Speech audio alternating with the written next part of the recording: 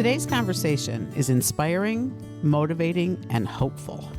We welcomed a high school senior so passionate about our collective mental health that she did something remarkable about it. Also with us is the high school staff member who saw the importance and potential of the idea and now oversees the special place created by the students' organization, You Are Enough. Our guests today are Adison Schwartz, a high school senior and the founder of You Are Enough, and Robyn Corelitz, a social emotional learning specialist and staff liaison for the You Are Enough wellness space at Deerfield High School. What drives Adison's passion for mental health? How does the wellness space at Deerfield High School help students? What gives Adison and Robyn hope for this generation of students? And what's next? So put in your earbuds, take this 30 minutes for you, and find out. Join our conversation with Adison and Robyn. Welcome in, you guys. Thank you. Very excited to be here. Thank you so much for having us. Why don't we just start out by having you guys quickly introduce yourselves, and then we'll dive right in. Okay. Hi, I'm Adison Schwartz. I'm the founder of You Are Enough, and I'm a senior at Deerfield High School. And I'm Robyn Corelitz. I'm the SEL or Social Emotional Learning Specialist at Deerfield High School, and I am lucky enough to be able to oversee the You Are Enough space here at Deerfield. And we are all lucky enough to be recording this podcast right here in that space, the You Are Enough space. Adison, can you just give us sort of a brief tour of the space, how it came about, what its purpose is? Just try to welcome our audience in over the airways, so to speak. Yeah, for sure. So typically a student would walk into the space, and initially they're greeted by a green wall that takes over the entire space. And on the green wall is a huge You Are Enough sign that is just so welcoming. And there's a variety of different seating options. So if somebody wants to be more isolated, there's individual seating with some like cubicle-like spots and booths, or there's a couch that is really inviting and comfortable, and some spinny chairs, or a table where people can sit together and work and collaborate, or some high tops. And so there's all these different varieties of seating.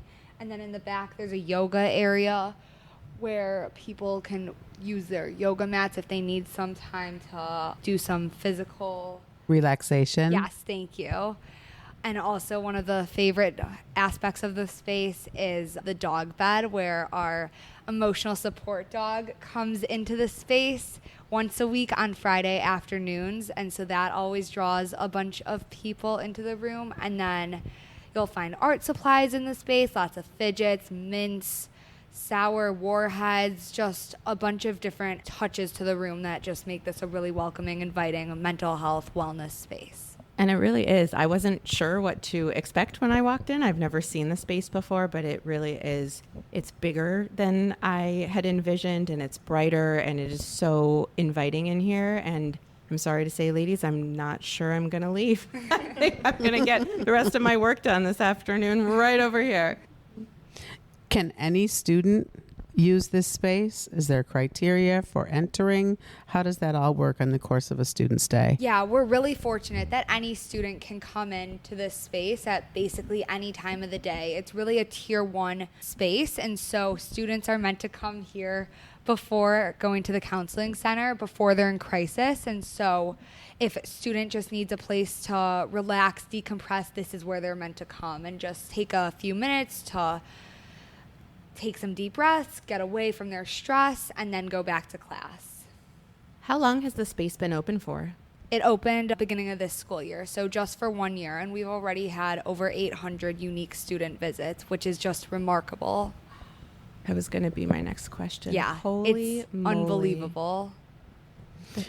Robyn, can a student ask a teacher at any time to depart the classroom and use the You Are Enough space? How does that work? Not quite yet. That would be something that we would work towards in the next couple of years. So right now we're open mostly during the lunch periods and study halls. So the goal is for students to come in during an open time in their schedule.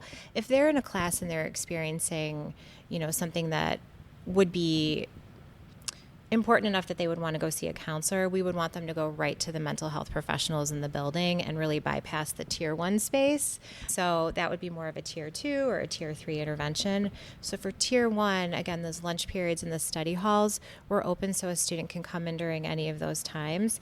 And then our goal would be to be able to staff it enough so that we could really be open every period, knowing that a student would have some open time in their schedule during the day to drop in. Like Adison said, the goal is really for a kid to come in here, identify what it is they need in the moment, and then do that thing, whether it be a sensory intervention, breathing, a little bit of artwork. We have all kinds of sort of tactile things kids can do, like ice cubes to hold, lots of nervous system awareness tools to use those interventions briefly and then return to class. Can we talk a little bit about how this space came to be? Adison, can you share what that seed that was planted in your head was and then how it came to fruition? So originally, I was trying to get another mental health program into our high school, the JED High School Programming, if you're familiar with them. The JED Foundation is the largest mental health youth organization in the nation, and they do this comprehensive program. It's a 3-year program where they evaluate the status of the entire community, teachers, students, admin, community members, and unfortunately there were some difficulties which prevented the program from getting into our school. And so I pivoted, and when I was on a college campus visit, I actually saw a space similar to this one, which inspired me to do some research on mental health spaces at schools. And I was like, why doesn't Deerfield have a space like this? And I did a bunch of research. I saw Stevenson just opened a space like this. Obviously theirs is very different, much larger scale, but lots of other community schools in our area and across the country have spaces like this, and did talk to professionals, talk to students, got lots of input, and the idea just really came together, and I'm very glad it did. It really is incredible. I really like that it allows the students a place where they can begin to take care of their own mental health. It's very empowering to walk into this space and A, make the choice to do so, and B, then decide how best to kind of regroup or identify whether they can re-enter the school or need to take steps to get further support. Is that kind of what you had envisioned, Adison? Yeah, for sure. And that was also a concern that we had, or at least on my end. I was a little nervous when we were preparing the space that were people gonna even come here, because obviously there's a stigma around seeking mental health support. A space like this is in a way a form of seeking support. Would students even come to the space? But we've seen since it's been open that people have actively sought support, and that it really hasn't been an issue, which is so amazing to see, and that people want the support and people need the support. What's been really telling as an educator is we have students do a check-in when they come in. So they scan a QR code and it brings up a survey. It's a really quick survey. It takes about 30 or 40 seconds to complete. And it asks students to check in a variety of ways, like something like a mood meter, which is a tool from the Yale Center for Emotional Intelligence that asks kids to identify their feelings, but then also what are the sensations in their body. So asking them to dig a little deeper into the nervous system, and then asking them, what do you need right now? And giving them a menu of options. Whether that be, I need to move my body, I need to stretch, I just need a break, which is what 95% of our students from the data we've collected say they just need a break, just that breath. Or if they need a sensory intervention, something again like holding those ice cubes or doing some artwork or playing with putty or having a warhead, right? Something to really reset the nervous system. So immediately within their first minute of entering the room, they're able to use their really great self-awareness and make some good decisions about what they need in the moment, and then do that thing. Or if I'm in the room or other supervisors are here, we can help them, let's get you set up with some art, let's unroll a yoga mat, whatever it is you need. And then again, it's sort of a quick intervention, and they're off again to their class or to their study hall or their lunch. So I love that it gives students the opportunity to really self-identify, like, what is it that I could really use right now, and take that moment and then move about their day. You brought up the piece about stigma and how you were worried about that a little bit before building the space. Is it going to be used? It sounds like it is certainly being used, and how great is that? Has there been any stigma around it? Did you have to have hard conversations? Do you feel like there are some students not using it for that reason? Honestly, as far as I can tell, students are using the space. I agree. I think DHS, the mental health professionals, our counselors and social workers and psychs, they do an incredible job of destigmatizing anything having to do with mental health in our schools. So I already feel like it's a place that's very welcoming of any topic having to do with mental health. I think staff are embracing the space more too. I mean, for sure on Fridays when we have our golden retriever Enzo here, I see so many staff members that I'm like, oh, it's so great to see you. I mean, we need it too. Adults need a place too to come and just take a beat, even just see each other, have a friendly hello, pet a dog, that kind of a thing. It's been a really kind of heartwarming place for some adults to connect. And we were also really intentional this year in having all of our freshman advisory courses come through this room and do some SEL work in here, some breathing work, some, self-management strategies, things like that. So all the freshmen have been introduced to the space just as part of their coursework. They all know where it is. And since it's the first year, we'll continue to do that with all of our freshmen next year and every year after that, so that it's just another place kids can come and hang out. One thing that's been really great too is having this open during big events like assemblies, where some students might need a space to just come and decompress. I would have rallies and things. Exactly. Yes, yeah. My daughter could have used this space so much at Glenbrook North. Yes. It would have been her go-to for those kinds of gatherings for sure. Yeah, so it I think over time it will, just sort of historically become a place where kids know that they can go if things are just a little too much or too overwhelming or whatever the case is. They can just come here and honestly just kind of do what they need to do. It's great. Adison, can I take you back just a little bit to before this space opened at the beginning of your senior year? And I'm sure that the ideas were in your head long before that. What did you see in your friends, in your peers, in fellow students that made you understand that this place would be welcomed and useful and needed at Deerfield High School? Basically, all my friends struggle with anxiety. I feel like it's such a common thing these days. And what I've really noticed, especially in our school, is that when people get stressed out or upset about something, is that people just leave school. People don't have a space at school to go to deal with things. People just leave. Our school knows that there's an issue with chronic absenteeism and leaving school early, coming to school late, missing tests and whatever, but I feel like if there had been a place for my 4 years that might not have been a place like this, there might not have been such an issue, because rather than fleeing and running from the issue, there could have been a place where people could have gone to help resolve the issue rather than running from it.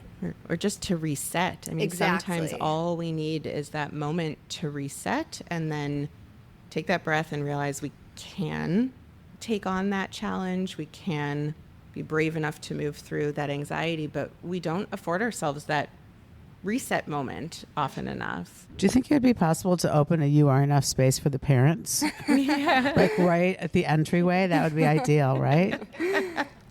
Must walk through this space before entering. Exactly. Deep breaths now.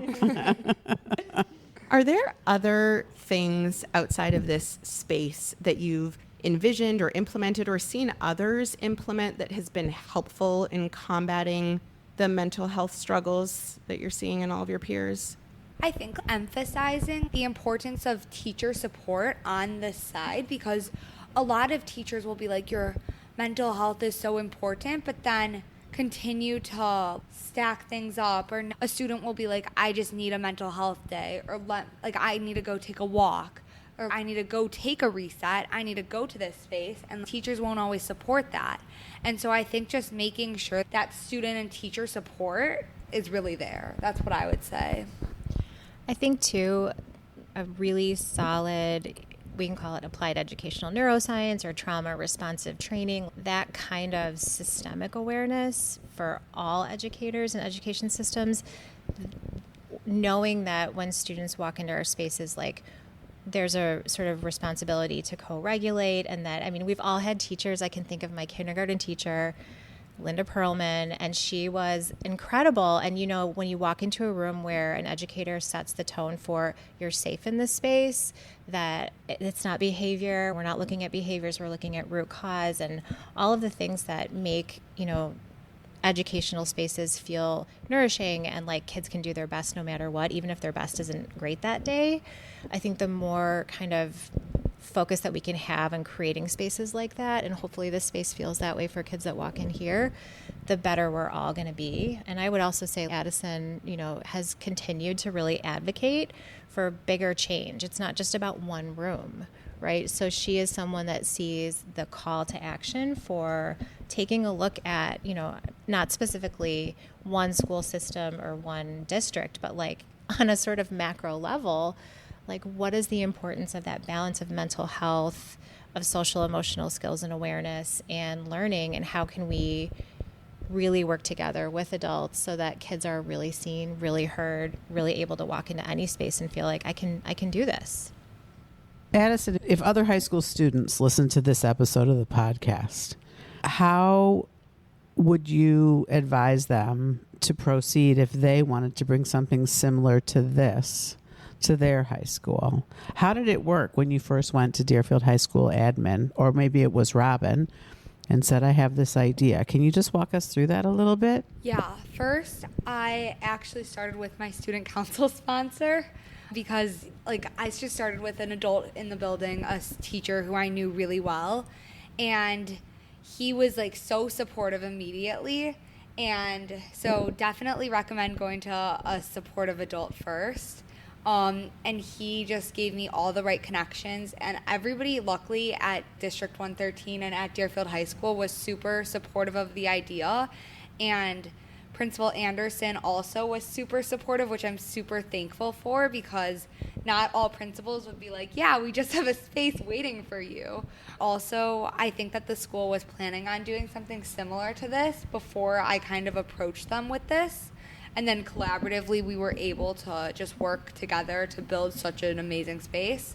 But come with the ideas, get a good team of students, get a good team of teachers, administrators, and just like go for it. Don't be afraid, because the worst thing that could happen is they say no, but that's unlikely if you're trying to create positive change. Were there any particular barriers that you did face then from that set point to the creation of the space? Yeah, I think that the biggest one would probably be staffing. We were originally supposed to have a trauma interventionalist staffing the space full time, but unfortunately he wasn't able to staff it because he got moved schools back to Highland Park High School. So we were only able to have staffing with Miss Corelitz, which is still amazing, but we're very thankful for her.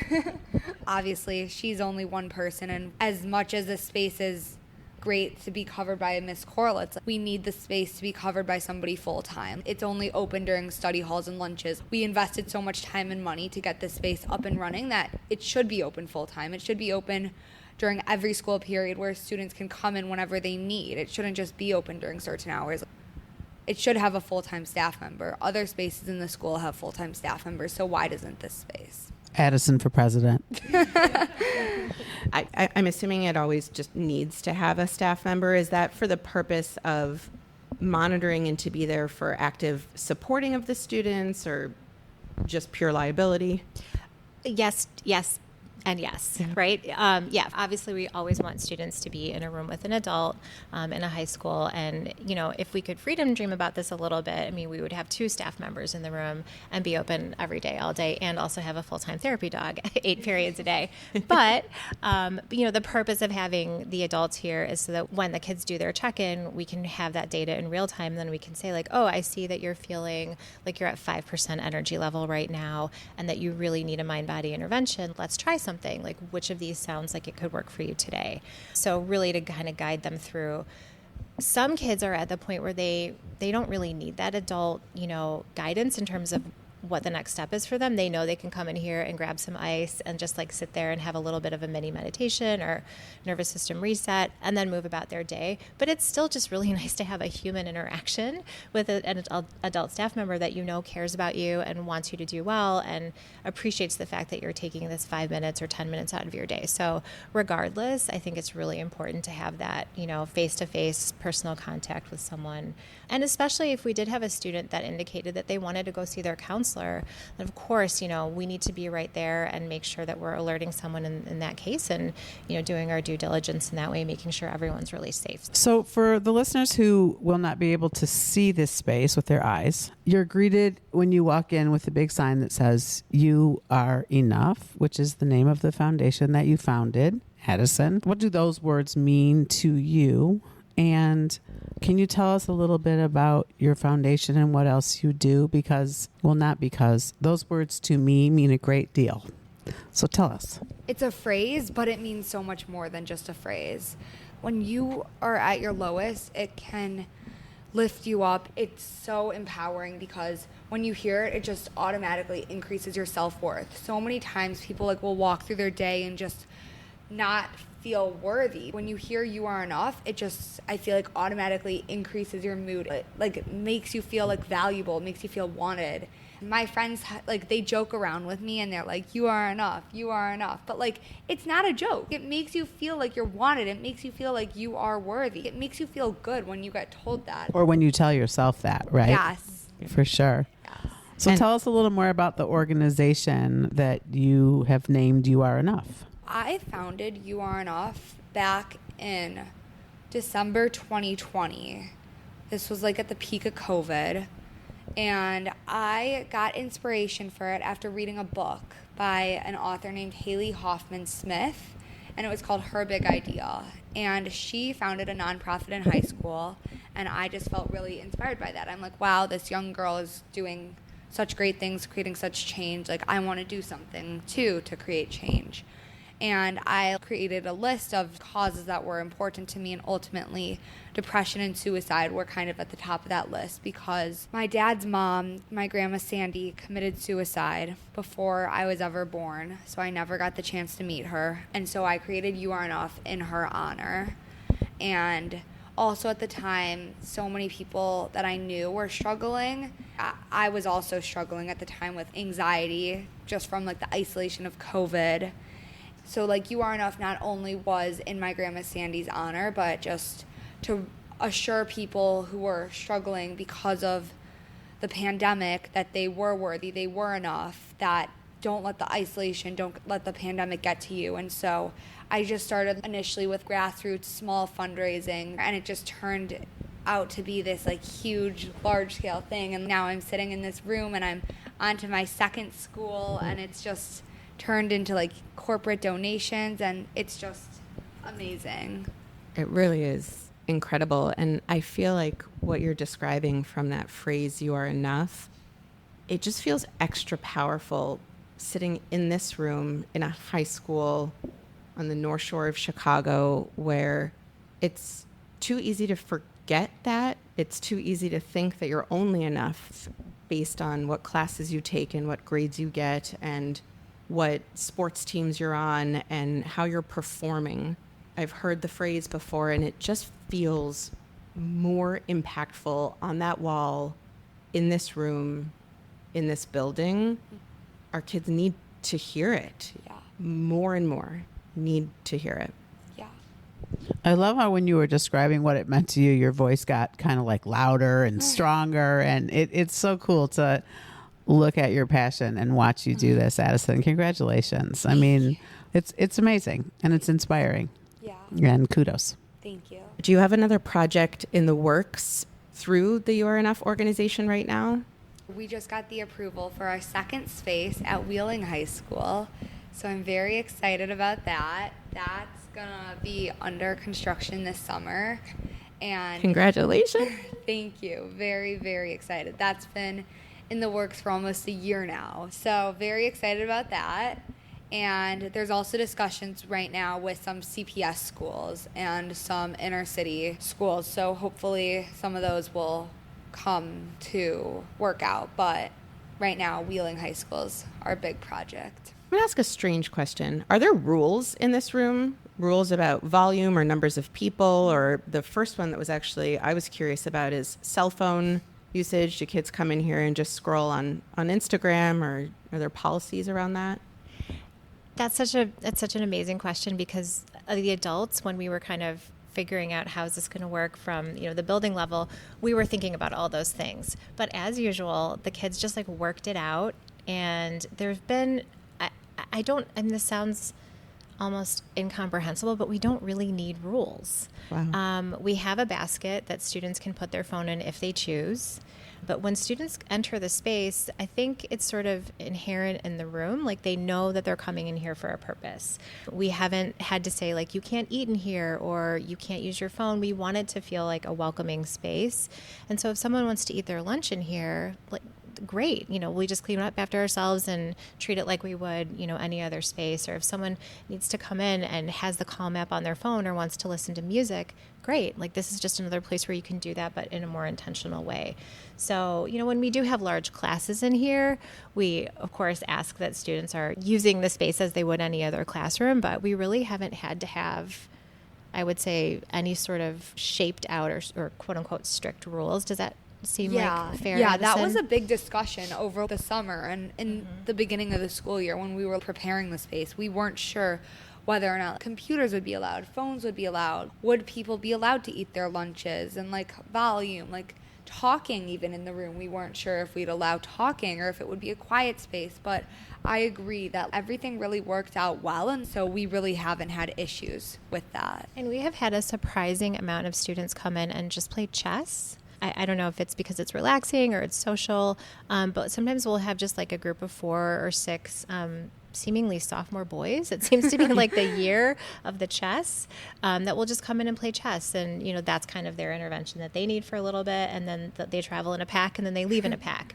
And that's great, right? Because we want to create an environment where it is about belonging and feeling like no matter who you are, if this is your first time or you've been here 20 times, that you can come in and feel welcome. I've said this before, probably on the podcast, but certainly as Catch moves through the world, that, just because you were born on the North Shore of Chicago, where we have pressure-filled high schools, doesn't mean that you're cut out for pressure-filled high schools. And I feel like this space gives someone who feels that way, or at least feels that way sometimes, someplace to come and find peace and a place to breathe, and someone like Robyn who might be able to help you understand how to take next steps if you need that support. So good on you. Thank you. And I know we're running low on time here, but we are curious, and I'm sure our listeners are too. What is next for each of you? So Adison, what's next for you next year? And Robyn, what's next for this space? I'm going to the University of Miami next year. I'm not quite sure what I'm studying yet, but I'm hoping to eventually go to law school and do some activism work. I'm definitely going to keep You Are Enough, not planning on getting rid of it and all the work that I've done. I have established a club at Deerfield High School, and so there's a really great sophomore who is going to be managing it from here, and I'm going to be staying in touch and trying to do work from Miami. And I'm really confident in the ability of the club to maintain it while I'm away. And also Miss Corelitz will be the sponsor, and she'll definitely be helping out. I'm really confident in the ability of the group to continue the legacy on. Yeah, and my goal for the space is just to continue to support the work that Adison has laid for everyone, and the amazing sophomore and other kids that will stand on her shoulders and keep this going. So I will continue to be here and, advertise our doggy on Fridays because we get the most traffic when Enzo's here, that's for sure. Just be a support person for anybody who's wanting to come into the space. How helpful would this have been in my high school? Well, thank you. Thank you guys so much, not only for meeting with us today and having this conversation, but thank you for thinking about these things and working on them and taking action and realizing the potential that is here. It makes a difference. It really makes a difference.